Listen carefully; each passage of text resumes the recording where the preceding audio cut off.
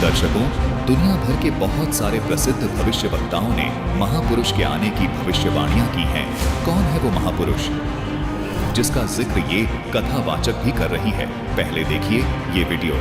आज हम ऐसे समय से गुजर रहे हैं जो विश्व के इतिहास में बहुत विलक्षण समय है। इस समय की चर्चा विश्व के अलग अलग देशों में बैठे बहुत से भविष्यवक्ताओं ने, वैज्ञानिकों ने की है। वे कुछ पॉइंट्स हैं जो आपके समक्ष रखना चाहूंगी। जॉर्ज बाबरी एक स्कॉलर हैं वेस्ट के। इन्होंने कहा कि भारत में एक ऐसे संत का जन्म हो चुका है जो अब गोल्डन एरा एस्टैब्लिश करने वाला है, सत्युग का निर्माण करने वाला है। लेडी फ्लोरेंस ने यहाँ तक कह दिया कि 20वीं सदी में भारत में एक ऐसे संत का जन्म हुआ है जो सन 2000 के बाद अपने क्रिएटिव डिसाइबल्स को साथ लेकर, अपने सृजन साधकों को साथ लेकर विश्व से भौतिकवाद का अंत करेगा और आध्यात्मवाद को उजागर करेगा। रशिया की बोरिस्का सिल्विगार, जिन्होंने 1940 के करीब एक ऐसी भविष्यवाणी की थी कि लगभग 4 या 5 सालों के बाद अंग्रेज भारत को छोड़कर चले जाएंगे, भारत स्वतंत्र होगा। लेकिन उनकी बात किसी ने नहीं मानी, पर हूबहू वही हुआ जो उन्होंने भविष्यवाणी की थी। वही लेडी फ्लोरेंस कहती हैं कि 20वीं सदी में भारत में एक मैसेंजर ऑफ गॉड आया है, पूरे विश्व में छा जाएगा और पूरे विश्व का संचालन करेगा। अमेरिका की रिसर्च कमेटी है जिसने यहां तक कह दिया कि कल्कि का जन्म हो चुका है। भारत के एक संत हैं स्वामी अय्यर, जिन्होंने यहां तक कह दिया कि कल्कि का जन्म भारत में हुआ है और वो सत्युग का निर्माण करने वाला है। और इसके बाद अमेरिका की एक भविष्यवक्ता है लिन, उन्होंने यहां तक कह दिया कि कल्कि नाम का कोई अवतार भारत में जन्म ले चुका है, लेकिन इस समय वो धरती पर नहीं है, पर वो लौट कर वापस आएगा और उसका वापस आना दुनिया देखेगी। इसलिए भक्तों, ये अब हम सबकी अपनी समझदारी के ऊपर है कि कोई तो ऐसे संत हैं जो भारत का मानचित्र ही विश्व पटल पर बदलने वाले हैं। क्या हम में इतनी सूझ है कि हम उन्हें पहचान कर अपने जीवन को महान बना लें, उनकी इस मुहिम में अपना योगदान दें, इसमें शामिल हो जाएं? क्योंकि अब वो समय दूर नहीं है जब विश्व धरा के आंचल पर एक अजब, एक अद्भुत करिश्मा घटने वाला है जिसे पूरी दुनिया देखेगी। दर्शकों, हम धन्यवाद करते हैं इस साध्वी बहन का। धन्य है इस बहन के माता पिता जिनसे इनका जन्म हुआ, जो बिल्कुल सत्य बोल रही हैं और कह रही हैं कि हमें ऐसे महापुरुष का साथ देना चाहिए, जबकि दूसरे और आज के स्वार्थी धर्मगुरु, कथावाचक अपने स्वार्थवश संत रामपाल जी महाराज का विरोध कर रहे हैं। ये बहन जिस संत के बारे में बात कर रही है, उस महान संत की खोज हो चुकी है।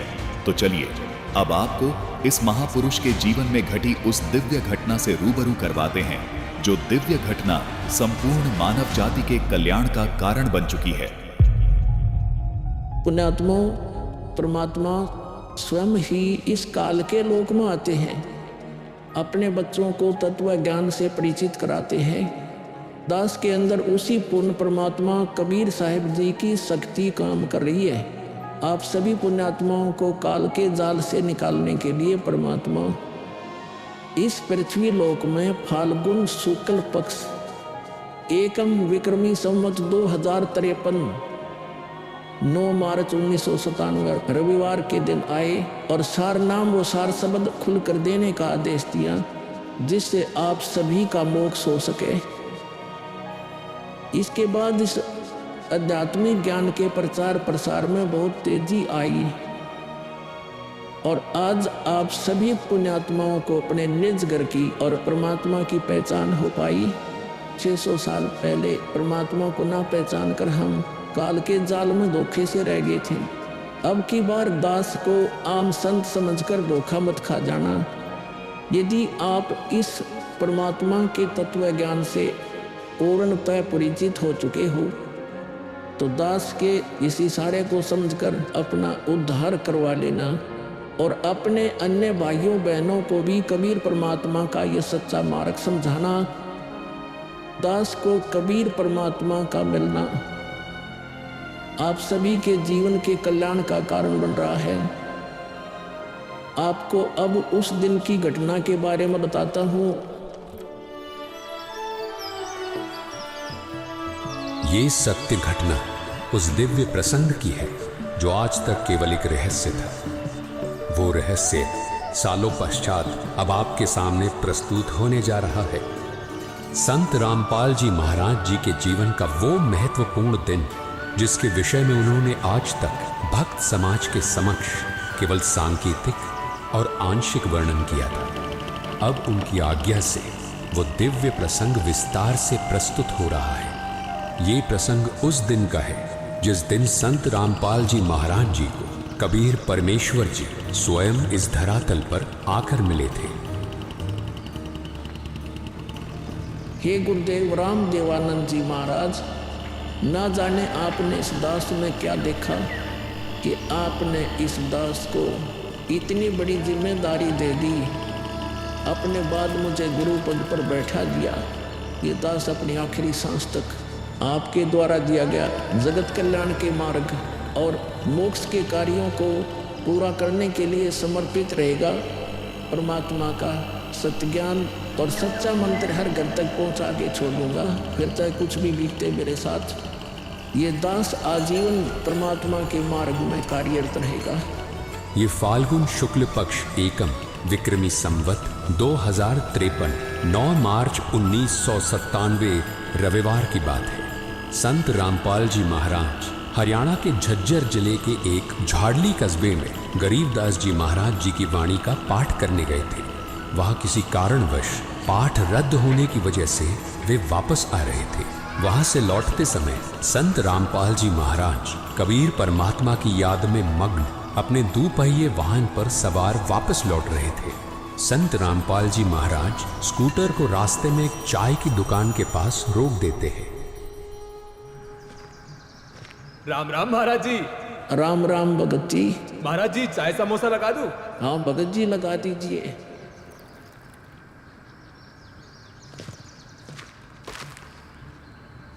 इस बोले भगत को भी परमात्मा का तत्व ज्ञान समझाना चाहिए।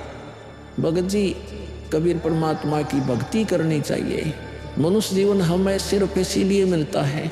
मानुष जन्म दुर्लभ है ये नलन बोरुम बोरे, जैसे तरवर से पत्ता टूट गिरे गोड़ न लगता ढोरी। भगत जी, इस काल लोक का कोई भरोसा नहीं है, न जाने कब किस पर क्या बिजली गिर जाए। इसलिए कहता हूँ आपको कि कबीर परमात्मा से जुड़ जाओ, नाम दीक्षा लेकर अपना कल्याण करवा लो। वो कबीर परमात्मा यह भी आपकी और आपके परिवार की रक्षा करेगा और मृत्यु के बाद सीधा मोक्ष को प्राप्त कर जाओगे। ठीक कहते हो महाराज जी। ये कबीर परमात्मा ऐसे गंदे लोक में जहाँ आदमी की जिंदगी का पल का भरोसा नहीं, व्यक्ति यहाँ जी कैसे रहा है, ना जाने कब क्या हो जाए, कब कौन सी बीमारी हो जाए, कब दुर्घटना हो जाए, कब कोई संसारिक आपदा आ जाए। दाता, आपकी भक्ति के बिना यहाँ किसी को ना सुख मिल सकता है और न ही मोक्ष। ये बात ये बोले जीव कब समझेंगे? आखिर ये अज्ञान अंधेरा कब दूर होगा? दाता, आप ही दया करेंगे कबीर परमेश्वर। ये बोले जीव तो अपना जीवन आपकी भक्ति के बिना व्यर्थ ही कर रहे हैं।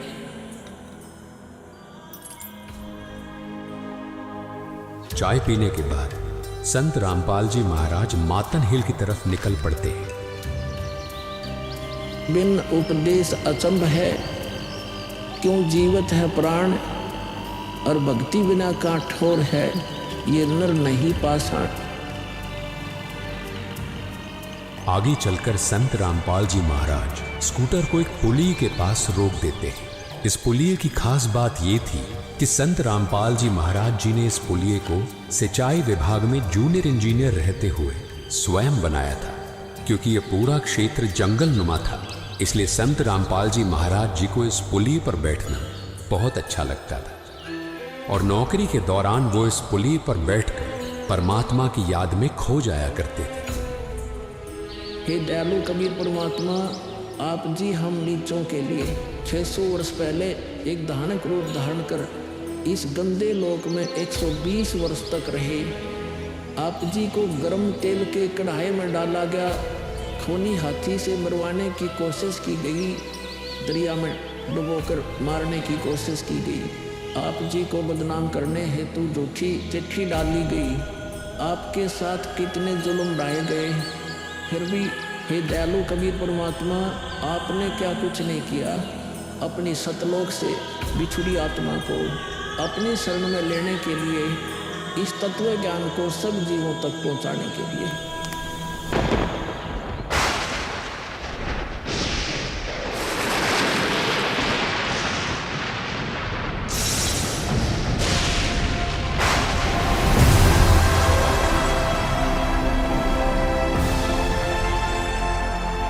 साहेब कबीर आजा आत्मा तोए पुकारती, तेरे हाथ में चाबी हो सतगुरु सतलोक द्वार की।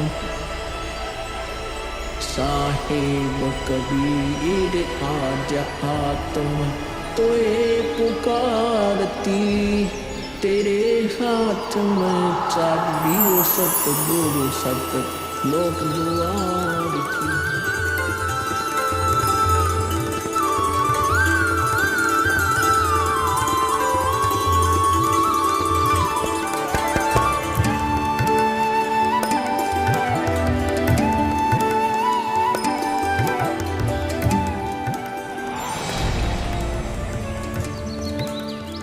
राम राम भगत जी। राम राम। आओ भगत जी बैठिए, खड़े क्यों हो? संत रामपाल जी महाराज अपने परने को पुलिया की दीवार पर बिछा देते हैं और महात्मा जी से बैठने का आग्रह करते हैं। कहाँ से आए हो बेटा, क्या करते हो? भगत जी, वैसे तो मेरा गांव धनाना है, जिला सोनीपत में पड़ता है। अब एक छोटा सा मकान बनाकर रोहतक में रहता हूँ। जूनियर इंजीनियर था, लेकिन अब नौकरी छोड़ दी है। बेटा, तेरे धनाना और रोहतक वाले घर के बारे में तो मैं अच्छी तरह से जानता हूँ और यह भी जानता हूँ कि तेरे 2 पुत्र और 2 पुत्री हैं। मैं तो यह पूछ रहा था कि इस जन्म से पहले तेरा घर कहाँ था? अरे, इन महात्मा जी को मेरे बारे में इतना कैसे पता है? महात्मा जी, जन्म से पहले हम सतलोक में थे, वही हमारा घर था। लगता है ये भगत जी राधा स्वामी पंथ के अनुयायी हैं।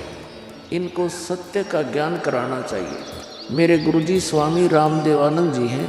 मेरे भगवान कबीर देव जी सृष्टि के रचनहार हैं, वही सतपुरुष है।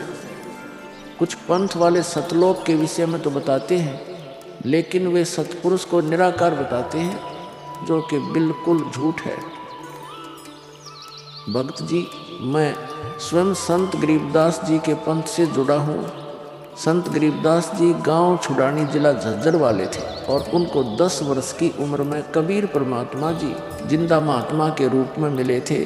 उसके बाद कबीर परमात्मा जी गरीबदास जी की आत्मा को अपने साथ सतलोक ले गए थे और वहाँ की सारी व्यवस्था दिखाकर उन्हें इस धरती पर वापस छोड़ा था। फिर उन्हीं बालक गरीबदास ने सतलोक के बारे में बताया कि ऊपर सतलोक है, वहाँ सारी सुख सुविधा उपलब्ध है, सदाबहार बाग है, नर नारी की सृष्टि है। वहीं पर एक गुम्मट युक्त महल में कबीर परमात्मा जी सिंहासन पर बैठे हुए हैं और वहीं से कबीर परमात्मा जी इस सृष्टि को चला रहे। हम सब वहीं रहा करते थे, वही हमने जाना है। जो सतलोक में केवल प्रकाश ही प्रकाश बताते हैं, उनका ज्ञान गलत है, वे मोक्ष प्राप्त नहीं कर सकते। भक्त जी, उस बालक गरीबदास ने वाणियों के माध्यम से बताया है कि गरीब अनंत कोटि ब्रह्मांड का एक रति नहीं भार। सतगुरु पुरुष कबीर हैं कुल के सिरजनहार। कौन कबीर? हम सुल्तानी नानक तारे दादू को उपदेश दिया, जाति जुलाहा भेद नहीं पाया, काशी माहे कबीर हुआ। बहुत आनंदित करने वाली बातें करते हो, और बताओ कुछ। इन्हें अपना ज्ञान अधूरा लग रहा है, हो सकता है ये नाम दीक्षा लेकर परमात्मा से जुड़ जाए। भक्त जी, अगर आपको अपना कल्याण करवाना है तो एक ही तरीका है, नाम दीक्षा। मेरे पूज्य गुरु जी ने मुझे नाम दीक्षा देने का आदेश दे रखा है। मैंने अपना घर और नौकरी छोड़ दी है, अब गुरुदेव जी की ही आज्ञानुसार प्रचार और दीक्षा देने का पवित्र कार्य कर रहा हूँ। बेटा, क्या तुम्हारे गुरु जी ने तुम्हें सारनाम और सार शब्द देने का भी आदेश दिया है? इन्हें कैसे पता सारनाम सार शब्द के बारे में? गुरुदेव की आज्ञा थी कि अभी सारनाम को सार्वजनिक नहीं करना है। उन्होंने कहा था कि मुझे स्वयं परमेश्वर कबीर जी मिलेंगे और वही मुझे सारनाम को सार्वजनिक करने का सही समय बताएंगे। तब तक यह सारनाम केवल विशेष विश्वास पात्र अनुयायियों तक सीमित रखना है। बेटा रामपाल, मैं ही सत्य पुरुष कबीर हूँ। अब वह समय आ गया है सारनाम और सार शब्द प्रदान करने का। वह भक्त जी, मैंने आपको बता दिया कि कबीर परमेश्वर मुझसे मिलने आएंगे, तो आप स्वयं ही कबीर परमेश्वर बन बैठे। मैंने अपने गुरु जी से पूछा था कि हे गुरुदेव, मैं कैसे पहचानूंगा जो मुझे मिलेंगे कि वे कबीर भगवान हैं? गुरु जी स्वामी राम देवानंद जी बोले, यह विश्वास करवाना व पहचान करवाना उनका काम है। तभी तो मैं बता रहा हूँ, मैं ही सत्य पुरुष कबीर हूँ। कबीर परमेश्वर जी सबको जिंदा बाबा के वेश में मिले, आप तो जिंदा बाबा वाले वेश में नहीं हो। जिंदा महात्मा तो मुसलमान साधु होते हैं। मुसलमान धर्म तो अभी 1500 साल पहले ही बना है। मेरा असली वेश तो यही है जिस रूप में मैं तुम्हारे सामने खड़ा हूँ। रामपाल, तुम मेरी परम हंस आत्मा हो। जगत कल्याण के लिए मैंने ही तुझे भेजा है। अब सही समय आ गया है सारनाम और सार शब्द देने का। मैं कभी सिर पर मुकुट, कभी पगड़ी, कभी टोपी धारण कर लेता हूँ। चारों युगों में आता हूँ। सतयुग में सत सुकृत नाम से, त्रेता युग में मुनींद्र नाम से, द्वापर युग में करुणामय नाम से और कलयुग में अपने वास्तविक नाम कबीर देव यानी कबीर नाम से आता हूँ और तेरे जैसी हंस आत्माओं से मिलकर उनका भ्रम दूर करता हूँ। लेकिन अगर तुझे केवल जिंदा महात्मा के रूप में विश्वास है तो मैं तुझे अपना वो रूप भी दिखा देता हूँ। ये देख।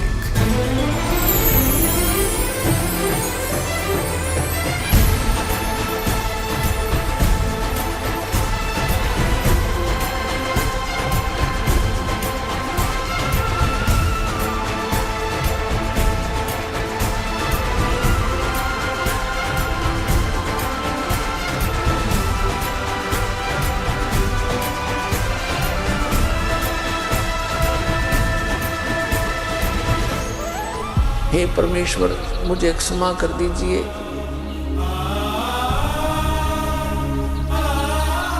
मुझसे अनजाने में गलती होगी।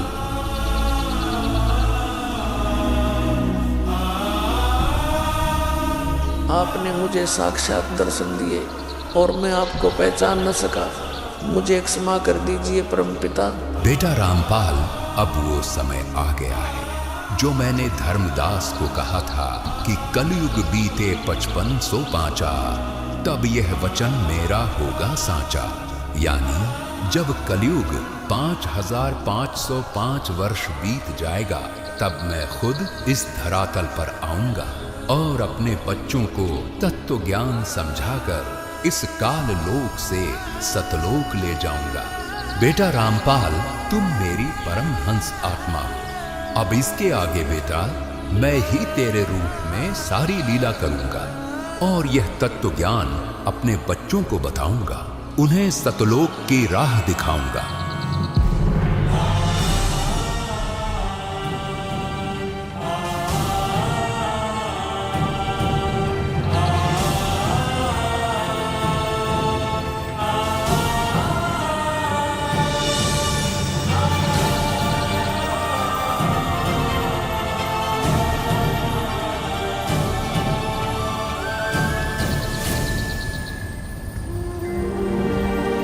इस प्रकार कबीर परमात्मा संत रामपाल जी महाराज जी को सह शरीर सतलोक भेज देते हैं और अपनी लीला को आगे बढ़ाते हैं। गवी ख्यालवी साल सतगुरु अतल दिगंबर धीर भक्ति हेतु काया घर आए अवगत सहत कबीर भक्ति हेतु काया घर आए अवगत सहत कबीर अमर करूं सतलोक पठाऊं तात बंदी छोड़ कहाऊं।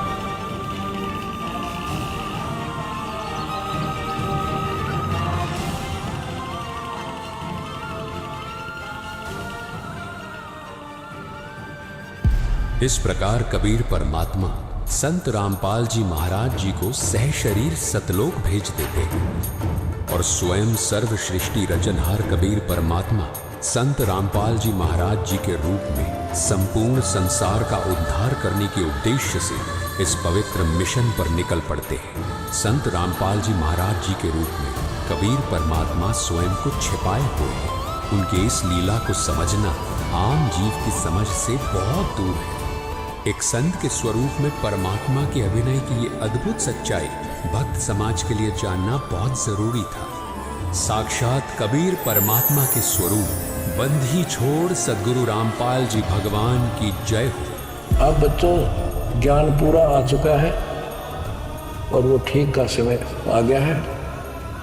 गुरु पूरा, ज्ञान पूरा, भगवान पूरा, सब ही नारी नर शुद्ध तक जब ठीक का दिन आवंत कपट चातुरी छोड़ के सरल कबीर गहनत।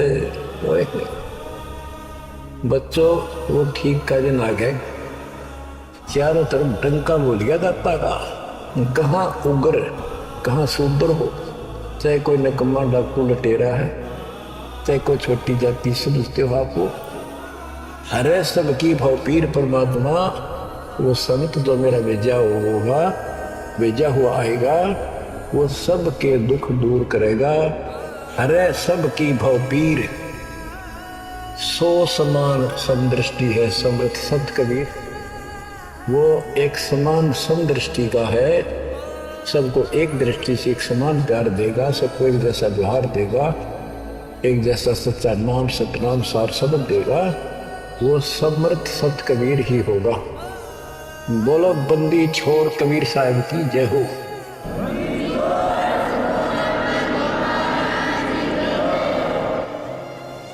आपके मोक्ष के लिए परमात्मा ने कसर नहीं छोड़ रखी। जो भी संभव व्यवस्था है वो सारी कर दी है। बच्चों तुम भी दया करियो, रहम करियो परम पिता पे। बच्चों आने वाली पीढ़ियां आपको भी याद करा करेंगी, जब तक चांद सूरज रहेंगे आपका नाम रहेगा कि हमारे कौन माता पिता, कौन दादा परदादा दादी इसे अमृत ज्ञान को हमारे कुल में लाए थे। आने वाली पीढ़ियों के उद्धार के लिए तुम जिम्मेवार हो, कुर्बान हो जाओ। पहचान लो उस परम पिता को और पहचान लो अपने गुरुदेव को। परमात्मा आपको मोक्ष दे, आपको सद्बुद्धि देकर रखे, आपको भगवान की याद बनी रहे, सतलोक याद रहे, काल का कष्ट भी याद रहे। यहाँ भी सुखी रहो, सतलोक में सदा सुखी होकर। ये दास का आशीर्वाद है। सत साहिब